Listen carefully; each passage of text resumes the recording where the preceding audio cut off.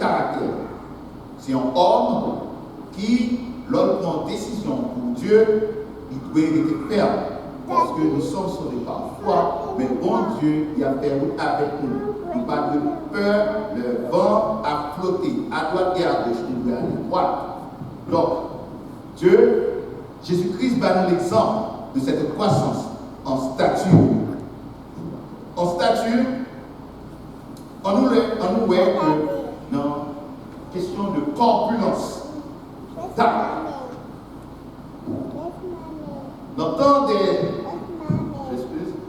dans le temps ancien, nos sacrificateurs, ou pas qu'à entrer dans le lieu très saint, sous un défaut corporel, pour offrir une offrande. Donc, au cas observe Dieu, mais un défaut corporel empêche d'entrer dans le lieu très saint. Et Jésus-Christ, selon ça, l'apôtre Paul, et même Luc, il parlait de lui, parce que l'apôtre Paul parlait ça en stature dans Éphésiens chapitre 4, mais Luc mettait en face sur ça, c'est que Christ était sans défaut, sans tache, et pur. On nous voit dans un texte qui va permettre de nous appuyer ça que nous disons. Il prend dans tout petit détail, mais pas ce soir-là. Donc, croissance corpulence. Lévitique, chapitre 21, 16 à 23. M'appelle. L'Éternel parla à Moïse. C'est la parole de Dieu. C'est Dieu lui-même qui parle à Moïse. Et dit, parle à Aaron. Et dit, tout homme de ta race et parmi tes descendants qui aura un défaut corporel ne s'approchera point pour offrir l'aliment de Dieu, de son Dieu. Tu vois? Tout homme qui aura un défaut corporel ne pourra s'approcher. Un homme aveugle, boiteux, ayant le nez camus, c'est-à-dire qui t'encourt des Saint-Jean, c'est-à-dire des plaques, ou un homme allongé, un homme ayant une fracture au pied ou à la main, un homme bossu ou grêle, ayant une tache à l'œil, la gale, une date ou les testicules écrasés. Tout homme de la race du sacrificateur Aaron qui aura un défaut corporel ne s'approchera point pour offrir à l'Éternel les sacrifices consumés par le feu. Il a un défaut corporel. Il ne s'approchera point pour offrir l'aliment de son Dieu. Il pourra manger l'aliment de son Dieu, des choses très saintes et des choses saintes, mais il n'ira point vers le voile et ne s'approchera point de l'autel, car il a un défaut corporel. Il ne profanera point mes sanctuaires, car je suis l'Éternel qui les sanctifie. Donc, lorsque vous êtes sacrificateur, vous allez pour une évaluation totale de la tête aux pieds que a fait pour qu'on approche. Jésus-Christ lui répond à cette perfection. Il va comme défaut, il sans tache et pur. Ça, c'est la stature que Luc t'a parlé. Nous, malgré des folies, malgré toute impureté en Jésus-Christ, nous recevons cette perfection. C'est ça qui fait que l'œil il guérit les malades. Il ouvrit les yeux des aveugles. Il demande pour que nous aussi, pour que nous ayons compassion pour les frères et les sœurs qui sont malades, qui ont des problèmes, qui ont des difficultés. Donc, en Jésus-Christ, cette stature, pour que nous prenions une croissance spirituelle en Christ, il faut que nous reconnaissions, c'est sur Christ pour que nous suivions cette race. Car le chef, Nombre, chapitre 18, verset 1. L'Éternel dit à Aaron, l'Éternel encore, cette fois-ci, il ne va pas parler à Moïse, mais il va parler à Aaron. Toi et tes fils et la maison de ton Père avec toi. Vous porterez la peine des iniquités commises dans le sanctuaire, toi et tes fils avec toi. Vous porterez la peine des iniquités commises dans l'exercice de votre sacerdoce. Une responsabilité énorme. En tant que chef, en tant que sacrificateur, Jésus-Christ prend sous lui-même tous nos fardeaux. C'est lui qui porte les fardeaux du monde. Donc c'est rôle. Et Jésus-Christ connaît sa stature. Il connaît stature. Il connaît que stature, c'est pour prendre tout fardeau. C'est pour prendre toute iniquité. Pour le porter devant le Dieu très saint. Dieu. Parce que Dieu est le Dieu qui sanctifie. Et en Jésus-Christ, nous retrouvons la sanctification. Et c'est ça aussi dans Romains que nous étions textant avec le cerveau-lit. Donc, il parlait que tous sont péchés, mais sont privés de la gloire de Dieu. Et car le salaire du péché, c'est la mort. Mais nous recevons la vie en Jésus-Christ. Croissance en grâce, ça c'est l'idée que les chrétiens ont aimé la grâce abonde, la grâce surabonde. Et Jésus-Christ connaît cette grâce. La grâce en Christ. La grâce qui dépend de la souveraineté de Dieu. C'est pas parce que moi bon, c'est pas parce que moi agis droit qui fait que bon Dieu peut parler avec. Bon Dieu parler avec qui n'importe mon niveau. Et cette souveraineté, bon Dieu lui manifeste sa grâce en Jésus-Christ lors du baptême que nous voyons dans Matthieu chapitre 3, verset 16 à 17. Côté dit que dès que Jésus eut été baptisé, il sortit de l'eau et voici les cieux s'ouvrir et il vit l'Esprit de Dieu descendre comme une colombe et venir sur lui. Et voici une voix fit entendre des cieux ces paroles. Celui-ci est mon fils bien-aimé, en qui j'ai mis toute mon affection. Tout sentiment, toute sa main me baille en Christ. Et nous qui sommes les imitateurs de Christ, nous devons croître en grâce, nous devons croître en sagesse, nous devons croître en statut. Et c'est ça que Paul a demandé les églises d'Éphèse, de croître en sagesse, en statut et en grâce. Parce que eux-mêmes, ils ont été seulement, ouais, ça qui a passé dans le temps, ils ont été attachés avec culture, les valeurs romaines. Ils ont valeurs qui apprenaient la libéralité, tout comme dans notre ère, la libéralité, dans toute dimension. Mais Paul m'a dit que pour que vous preniez la grâce, vous prenez la sagesse et la stature. Et c'est ça que nous voyons que dans verset de d'Abri,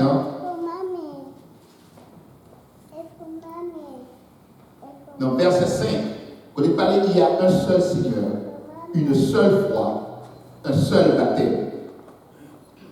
Et c'est en Christ tout ça que nous jouons. Et c'est en Christ côté que il humilié. Et le fait que lui humilié, il paraît pur devant Dieu et devant les hommes. Et Dieu l'a souverainement élevé. Dans Philippiens chapitre 2, Paul il a parlé à l'église de Philippe, les hommes, les chrétiens de Philippe. Côté que il dit que chacun de vous, au lieu de considérer ses propres intérêts, verset 4, chapitre 2, considère aussi ceux des autres. Et ayez en vous les sentiments qui étaient en Jésus-Christ, lequel, existant en forme de Dieu, n'a point regardé comme une proie à arracher d'être égal avec Dieu, mais s'est dépouillé lui-même en prenant une forme de serviteur, en devenant semblable aux hommes, ayant paru comme un simple homme, il s'est humilié lui-même, se rendant obéissant jusqu'à la mort, même jusqu'à la mort de la croix. C'est pourquoi aussi Dieu l'a souverainement élevé et lui a donné le nom qui est au-dessus de tout nom, afin qu'au nom de Jésus, tout genou fléchisse dans les cieux, sur la terre et sous la terre, et que toute langue confesse que Jésus-Christ est Seigneur à la gloire de Dieu le Père. Nouvel enseignement Jésus-Christ, lorsqu'il parlait, les pharisiens, tout le monde qui t'attendait, jamais homme n'a parlé comme cet homme. Il était mon sagesse. Il était parlé aussi avec caractère. Lorsqu'il entrait dans la maison de son Dieu, il voyait qu'il a fait offrande, il a fait commerce dans la maison de son Dieu. Il était levé, il était campé. Et aussi, il était une grâce de Dieu. Et lorsque le monde est ressuscité, il permet que nous aussi, nous gagnions espérance du salut.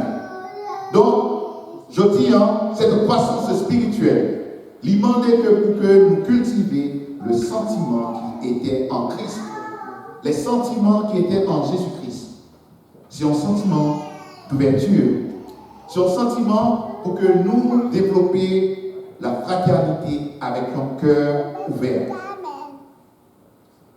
Non à l'hypocrisie. Non à la manipulation. Non à des choses superficielles.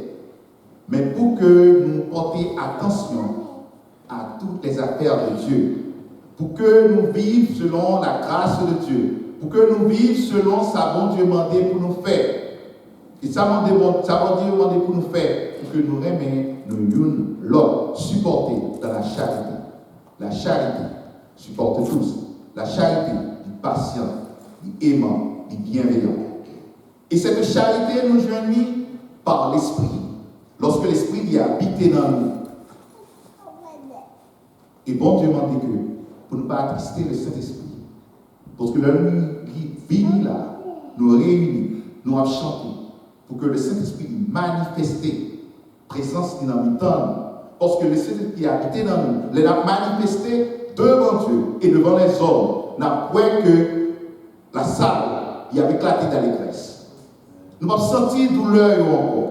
Nous n'avons pas senti tristesse. Parce que tout est dans la main de Dieu. Et même avec David, je me couche, je m'endors en paix, car toi seul, ô Éternel, tu me donnes la sécurité dans ma demeure. Que la grâce, la paix et la puissance de notre Seigneur soient manifestes dans cette Église. Qu'il en soit ainsi. Amen.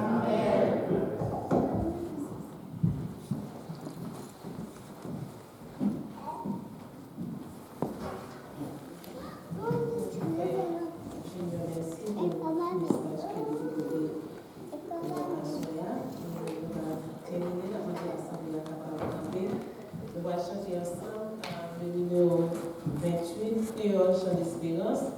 Après ça, la prédication solennelle, on va faire le final de Pasteur Michel avant la bénédiction. Amour, mon Dieu, puis comme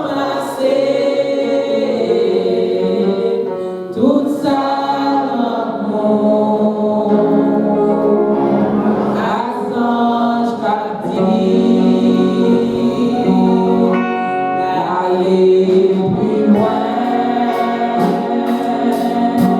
Passer